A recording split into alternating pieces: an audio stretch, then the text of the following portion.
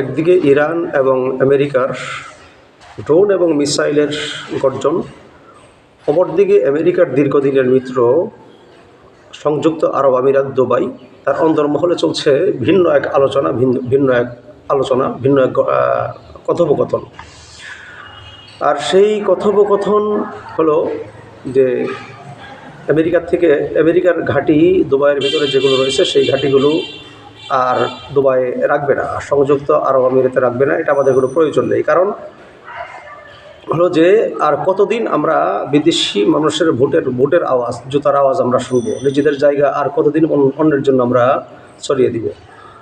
ছেড়ে দিব?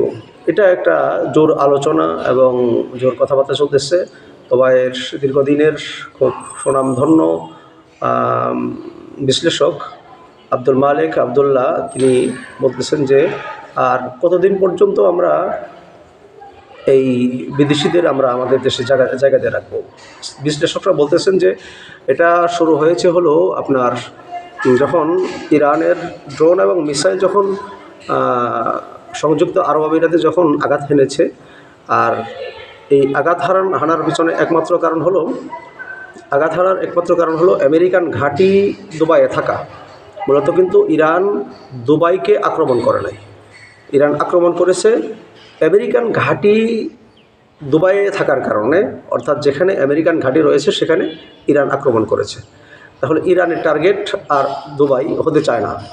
আর আমেরিকার ঘাঁটি দুবাইয়ে থাকার কোনো প্রয়োজন নাই। ইরানিরা মনে করতেছেন রাস্তাঘাটে, অলিতে গলিতে, রাজপথে, সব জায়গায় তারা মনে করতেছেন যে আমেরিকান ঘাঁটি আর দুবাইয়ে থাকার কোনো প্রয়োজন নেই। কারণ ইরান যে সমস্ত আক্রমণ করেছে আর যেগুলো প্রতিহত করেছে আমাদের দেশীয় প্রযুক্তি কিংবা আমাদের নিজস্ব প্রযুক্তি দিয়ে আমরা সেগুলো প্রতিহত করেছি।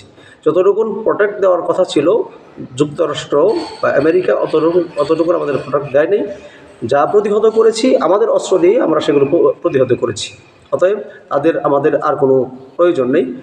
আর যতটুকুর প্রয়োজন আছে আমরা সেখান থেকে তাদের টাকা দিয়ে অস্ত্র কিনব। কিন্তু দেশীয় সুরক্ষা, দেশের সুরক্ষা বা দেশের ভিতরে যতটুকু দেশকে রক্ষা করার জন্য আমরা নিজেরাই আমরা যথেষ্ট। আমরা অন্য কারো আর তাবেদার হয়ে আমরা দেশে থাকতে চাই না। তো এই জন্য তাদেরকে একটা মুবারকবাদ জানাচ্ছি, ধন্যবাদ জানাচ্ছি যে বহুদিন পরে হলেও এই মুসলিম বিশ্বের হুঁশ বা ঘুম কিছুটা ভাঙতে শুরু করেছে।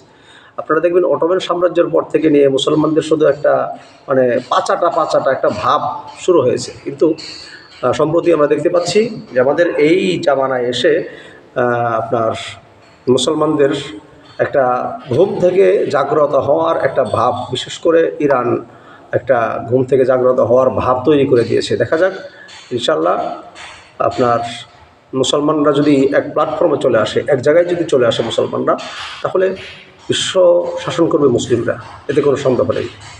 তো দেখা যাক ইনশাল্লাহ। আশা রাখবো মুসলিমদের ভিতরে ঐক্য তৈরি হোক, মুসলিমদের ভিতরে আপনার এক প্ল্যাটফর্মে এসে মুসলমানরা এক জায়গায় এসে একটা কাজ করুক, যাতে পরাশক্তি বা বিধর্মী যারা রয়েছে, অন্য শক্তি যারা রয়েছে, মানে পশ্চিমে যারা রয়েছে, সেগুলো মুসলমানদের আর কোনো কিছু করতে পারবে না ইনশাআল্লাহ।